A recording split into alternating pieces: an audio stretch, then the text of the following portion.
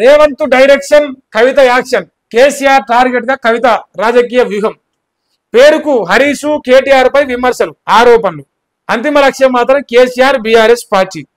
కేసీఆర్ రాజకీయ ప్రత్యర్థుల చేతుల్లోకి వెళ్లిపోయిన కవిత ఇప్పటికే బీఆర్ఎస్ ను భూస్థాపితం చేస్తా, ఆనవాళ్లు తుడిచివేస్తారని పగబట్టిన రేవంత్ రెడ్డి, అదును కోసం ఎదురు చూస్తున్న బీజేపీ, ఓటుకు నోటు ప్రతీకారంతో రగిలిపోతున్న చంద్రబాబు, కవితను ఒక వెపన్ లా వాడుతున్న కేసీఆర్ ప్రత్యర్థులు.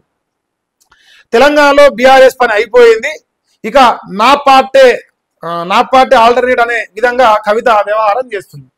అంటే బీఆర్ఎస్ పార్టీ అయిపోయింది, నేనే ఉన్నా అని రేవంత్ రెడ్డి డైరెక్షన్ లో నడుస్తుంది. రేవంత్ రెడ్డి డైరెక్టర్ అయితే అక్క యాక్టర్ అయిపోయింది. ఫైనల్ గా బీఆర్ఎస్ పార్టీ లేకుండా చేయడానికి కల్వకుంట్ల కవిత గారు కుట్రలు చేస్తున్నారు అని చెప్పేసి ఒక వార్త రాసిండు. దీంట్లో వాస్తవం ఉన్నది. గత 23 నెలలుగా అక్క ఎప్పుడైతే బీఆర్ఎస్ పార్టీ నుంచి బయటకు వచ్చిందో అప్పటి నుంచి షురూ చేసింది పంచాయతీ. ఎడ్యుకోర్ ఇన్ఫ్రాస్ట్రక్చర్ లో తనకున్న వ్యాపార సంబంధాలను బలపరచుకోవడం కోసం యావత్ రాష్ట్ర వ్యాప్తంగా కేసీఆర్ పైన వస్తున్న అభిమానాన్ని, కేసీఆర్ పైన ప్రజల్లో పెరుగుతున్న ఆదరణ, కాంగ్రెస్ సర్కారు వైఫల్యాల ద్వారా ప్రజలు కేసీఆర్ వైపు చూస్తున్నారని గ్రహించిన రేవంత్ రెడ్డి కల్వకుంట్ల కవితక్కను బాణంగా తీసుకోడు. కల్వకుంట్ల కవితక్క ద్వారా బీఆర్ఎస్ పార్టీ పైకి ఎక్కువెట్టి గురుజూసి కొడతా ఉండు. దాన్ని ప్రజలు గమనిస్తున్నారు. ఆడలేక పాతకదినట్టు డైవర్షన్ పాలిటిక్స్ చేస్తూ 24 గంటలు కవితక్కతోని నీచాతి నిజమైన కామెంట్లు బీఆర్ఎస్ పార్టీ పైన చేపిస్తూ రాక్షసానందం పొందుతున్న రేవంత్ రెడ్డి గారికి ప్రజలు తగిన బుద్ధి చెప్పాలని నేను కోరుకుంటాను. కన్న కూతురుతోని చేసే రాజకీయం, నినమన్న మాగంటి గోపీనాథ్ గారి తల్లితోని చేసే రాజకీయం ప్రజలు చండాలమైన రాజకీయంగా చూస్తారు. ఇది పరాకాశ రాజకీయాల్లా. కుటుంబాల్లోకి వెళ్ళొద్దు. రాజకీయాలు అనేది మన వరకే ఆగిపోవాలి. కుటుంబ సభ్యులతో ప్రెస్ మీట్ పెట్టించడం, కుటుంబ సభ్యులతో మాట్లాడించడం ఈ రాజకీయాల్లో ఎన్నడూ చూడలేదు, చూడొద్దని కోరుకుంటానా. ఈ రేవంత్ రెడ్డి అని ఒక నీచుడు ముఖ్యమంత్రి ఉన్నప్పుడు ఇవన్నీ జరుగుతున్నాయి. మాగంటి గోపీనాథ్ తల్లి మాట్లాడిన మాట చూస్తే మనిషి అంటే ఎవడు సహించాడు రేవంత్ రెడ్డి. అది కళ్ళ కరెక్ట్ తెలుస్తుంది. రేవంత్ రెడ్డి మాట్లాడించానే. ఇది మళ్ళీ ఇప్పుడు అక్కతోడైంది. వీళ్ళు ప్రెస్ మీట్ పెట్టిరట. రేవంత్ ట్రాప్ లో కవితకు ఉన్నది. కాంగ్రెస్ ను పల్లెత్తు మాట్లాడడం లేదు. ఇది నిజం, నేనే చెప్తున్నా కదా, నువ్వు చెప్పలేదు. ఇంకా మంత్రుల ఆగడాలను ప్రశ్నించడం లేదు. కాంగ్రెస్ అరాచకాలపై సైలెంట్ ఎందుకు? బీఆర్ఎస్ పై మాత్రం అడ్డగోలు ఆరోపణలు చేస్తుంది. 10 ఏళ్ళు ఎంపీగా, ఎమ్మెల్సీగా కనపడని తప్పులు ఇప్పుడు ఎందుకు కనిపిస్తున్నాయంటే అయ్యా ఎలగొచ్చింది కాబట్టి కనిపిస్తున్నాయి. ఇంకా పద్ధతి మార్చుకుంటే మంచిది. మా పార్టీ నేతలపై నోరు జారితే ఊరుకోము. బీఆర్ఎస్ ఎమ్మెల్యే వివేకానంద్ గౌడ్ అని చెప్పేసి ఆయన కామెంట్ చేస్తుండ్రు. మరి వాళ్ళ బాధ వాళ్ళకు ఉంటుంది కదా, ఎంతకని ఒతికే పడతారు. మేము కాంగ్రెస్ కు మద్దతు ఇవ్వలేదు, నవీన్ యాదవ్ సపోర్ట్ చేశాం. నవీన్తో వ్యక్తిగత అనుబంధం ఉంది.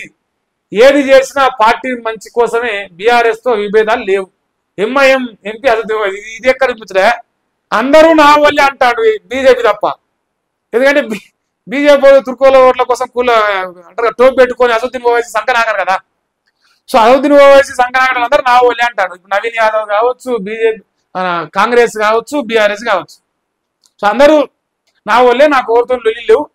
అసలు నేను బీఆర్ఎస్ తోని పొత్తులు లేను, కాంగ్రెస్ తోని పొత్తులు లేను. నవీన్ యాదవ్ సపోర్ట్ చేసిన మావోడని ఒకప్పుడు మా పార్టీ పోటీ చేసినానికి అంతే. ఇది నవ్వుతారా జనాలు. లజ్జ తప్పిన జోలి. అంత పెద్ద మొగోళ్ళనంట మొలకెల్లా పిలిచాడు కేసీఆర్ చెప్పినట్టు. చేతం ఎదలేదు, ధైర్యంగా ఒప్పుకోలేకపోతారు. ఏంది రైతులు కోర్టు ఫిరాయింపు ఎమ్మెల్యేలపై వేటు పడుతుంది. అర్హత ఎమ్మెల్యేల వ్యవహారంలో స్పీకరు చట్టబద్ధంగా ఉంటారనుకుంటున్నా. బెంగాల్లో స్పీకర్ చట్టాన్ని అతిక్రమించారు, అందుకే కోర్టు జోక్యం చేసుకుంది. ఫిరాయింపు ఎమ్మెల్యేలపై వేటు వేసింది. మన స్పీకర్ తెలివైన వారు, అన్ని గమనించే నిర్ణయం తీసుకుంటారు. హైకోర్టు జోక్యం దాకా తెచ్చుకోరు. కాంగ్రెస్ సీనియర్ నేత జీవన్ అన్న చెప్తాను. మరి తెచ్చుకోవద్దని నేను కూడా కోరుతాను. అప్పటిదాకా వద్దు, మనకు అంత ఇవ్వబోయే పనులు ఏమొద్దు, మనమే తీసి పక్కన పడేదాం దొంగ నా కొడుకుల్ని. వాళ్ళ సాగు వాళ్ళు చెప్తారు, మనకేమి. మన అన్న అంటాడు జీవన్ అన్న. నెక్స్ట్ కాంగ్రెస్ లో కలుపు మొక్కలు ఉన్నాయట, తీసేస్తేనే పార్టీకి మీద నాయకత్వ ప్రక్షాళన జరగాలి. ఉప ఎన్నికల్లో గెలిచామని ఎగిరెగిరి పడుతున్నారు.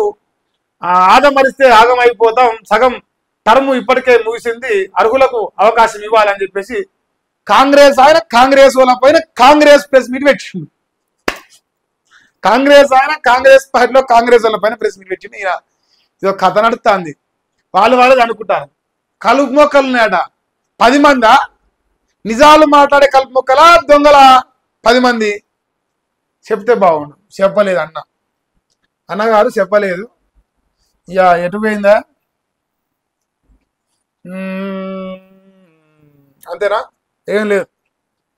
అబ్బో రాసిరా టార్గెట్ మేయర్ పీఠం అట. ముస్లిం ఓట్లు చీలొద్దని ముందస్తు ప్లాన్ చేస్తున్నాడ. ఏఐసిసి క్లియరెన్స్ కోసం రాష్ట్ర నేతలు వెయిటింగ్ చేస్తాడ. అంతా కుదిరితే గేటర్ ఎన్నికల్లో పొత్తట. జిహెచ్ఎంసీ ఎన్నికల్లో ఎంఐఎంతో పొత్తు కాంగ్రెస్ ఆలోచన చేస్తా అన్నట. చేస్తుడు ఏం కాదు, ఆలోచనే ఉన్నది. 100% అదే జరుగుతుంది. ఎందుకంటే వాళ్ళు ఇప్పుడు జూబ్లీస్ లో పోతే ఉన్నది, ఏడమైనా పోతే తుర్కోల ఓట్ల కోసం వాళ్ళు ఏమైనా చెప్తారు. కాంగ్రెస్ అంటే ముస్లిం అంటే కాంగ్రెస్ వాళ్ళే ఒప్పుకుంటారు కదా, లజ్జదాపి ఒప్పుకుంటారు ఓపెన్ గా. మరి ఏం జరుగుతుందో చూద్దాం. వాళ్ళు అయితే కలిసే ఉన్నాం, మేయర్ పీఠం నీయే కొడతాం హైదరాబాద్ అంటారు. అది ఎంతవరకు నిజమో మరి ప్రజలు డిసైడ్ చేస్తారు.